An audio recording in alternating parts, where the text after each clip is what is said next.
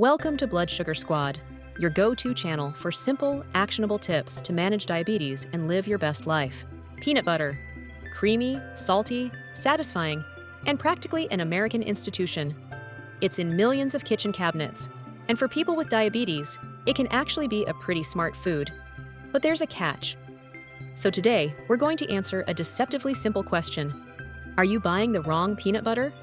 We'll look at why peanut butter can be diabetes-friendly, where it can go wrong, how to eat it without turning a reasonable snack into a blood sugar problem, and finally, what you should actually look for the next time you're standing in the peanut butter aisle. And yes, we're also going to settle the crunchy or smooth debate. Segment 1. Why peanut butter is actually pretty good for diabetes. Let's start with the good news, because peanut butter has a lot going for it. Peanut butter is relatively low in carbohydrate compared with many traditional snack foods, while providing protein, fat, and some fiber. That combination can make it a satisfying addition to a meal or snack, especially when it's paired with a carbohydrate-containing food, such as fruit or whole grain bread. A typical 2 tablespoon serving contains roughly 7 grams of protein and around 16 grams of fat, while the carbohydrate content is relatively modest. And much of that fat is unsaturated fat, the type of fat generally favored for heart health. That's important because people with diabetes don't just have to think about blood sugar. Heart health matters too, and peanut butter can provide some of those heart-friendlier, unsaturated fats. Peanut butter also contains nutrients including magnesium, vitamin E, and niacin, along with some fiber. And here's something else people sometimes forget. Peanut butter is not a high-carbohydrate food. That doesn't mean you can eat it by the spoonful without consequences. Peanut butter is very calorie-dense, and 2 tablespoons can disappear pretty quickly when you're standing in front of the refrigerator. But when you keep the serving reasonable, peanut butter can absolutely have a place in a diabetes-friendly eating pattern. So if peanut butter isn't the problem, where does this food get into trouble? Segment 2, where peanut butter goes wrong. The funny thing about peanut butter is that most of its problems don't actually come from the peanuts. They come from what we add to it, how much we eat, and what we eat it with. Let's start with the classic peanut butter and jelly sandwich. Peanut butter itself may be relatively low in carbohydrates, but pair it with refined white bread and a thick layer of sugary jelly, and you've created a very different meal. The peanut butter isn't the problem, the bread and jelly are. And don't assume that a product labeled peanut butter and jelly spread is a healthier shortcut. Many of these combination spreads are loaded with added sugar. A typical serving of about 2 tablespoons contains around 16 to 22 grams of total sugar. If you love PB&J, there's no reason to give it up. Try higher fiber whole grain bread, choose a fruit spread with little or no added sugar, and check the nutrition facts label rather than assuming claims like reduced sugar, sugar-free, or no sugar added automatically mean low carbohydrate. You can even skip the jelly and use fresh mashed strawberries or another whole fruit. Then there's the portion problem. 2 tablespoons is a standard serving, but peanut butter has a way of turning 1 spoonful into 3 before you know it. Those calories add up quickly. Some peanut butters contain added sugar, while others contain little or none. A couple of grams won't ruin the product, but if you're comparing similar jars, less added sugar is usually the better choice. Some peanut butters also contain added oils or stabilizers. That doesn't automatically make them bad, but it's another reason to turn the jar around and read the label.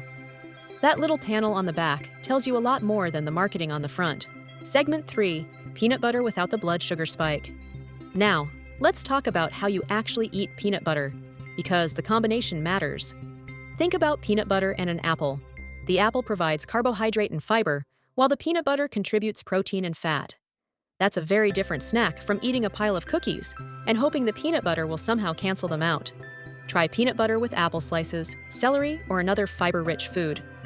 You can also pair it with plain Greek yogurt or use a modest amount on whole grain toast. The goal isn't to make peanut butter magically stop blood sugar from rising. The goal is to build a snack where the carbohydrate is accompanied by foods that provide protein, fat, and fiber, which can affect how quickly the meal is digested and how glucose enters your bloodstream. And there's another reason portion size matters. 1 tablespoon of peanut butter can be a perfectly reasonable addition to a snack. 2 tablespoons is a typical serving, but if you start eating it directly from the jar, it's incredibly easy to lose track of how much you've actually consumed, so measure it occasionally. You don't have to weigh your peanut butter for the rest of your life. But if you haven't measured 2 tablespoons recently, you might be surprised by how much or how little you've been putting on that toast. Segment 4. Are you buying the right peanut butter? Okay, let's settle the most important peanut butter question first. Crunchy or smooth? For blood sugar, there's probably no meaningful winner. If you love crunchy, go crunchy. If smooth is your thing, go smooth. The texture isn't the important part. What matters much more is what's actually inside the jar. And this is where you can use the peanut butter you already have at home as a real-world example. Take a look at this nutrition facts label. This happens to be a jar of Skippy peanut butter.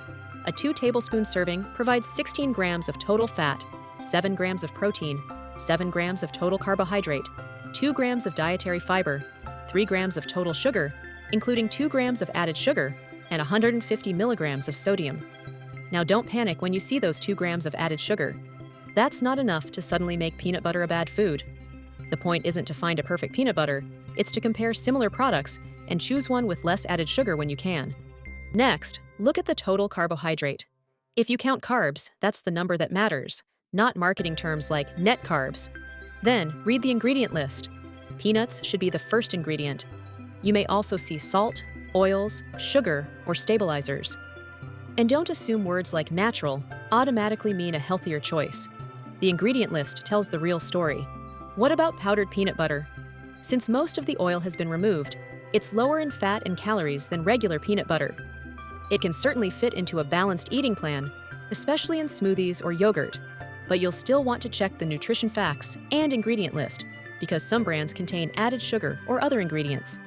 And don't automatically assume low-fat peanut butter is the better choice. When manufacturers remove fat, they sometimes add other ingredients to improve the texture or flavor. So whether you're buying Skippy, Jif, a store brand, or a natural peanut butter, don't let the front of the jar make the decision for you.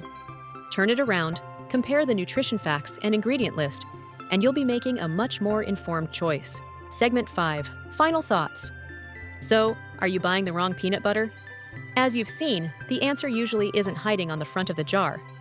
Peanut butter itself can absolutely fit into a diabetes-friendly eating plan. It's relatively low in carbohydrates, while providing protein, healthy unsaturated fats, and some fiber. The bigger questions are how much you're eating, what you're eating it with, and whether you've taken a few seconds to look at the nutrition facts and ingredient list. A measured serving with apple slices or spread on whole grain toast is a very different snack from eating several spoonfuls straight from the jar. And if you're making a peanut butter and jelly sandwich, the bread and jelly can have just as much impact on the meal as the peanut butter itself. Don't get distracted by the marketing on the front of the jar. Turn it around. Check the total carbohydrates, compare the added sugar, and read the ingredient list. Those few seconds can help you make a smarter choice. What are your thoughts about peanut butter? Comment below, and please share this video with someone who's trying to make healthier food choices without giving up the foods they enjoy. Until next time, stay strong, stay sweet, but not too sweet, and keep thriving with the Blood Sugar Squad.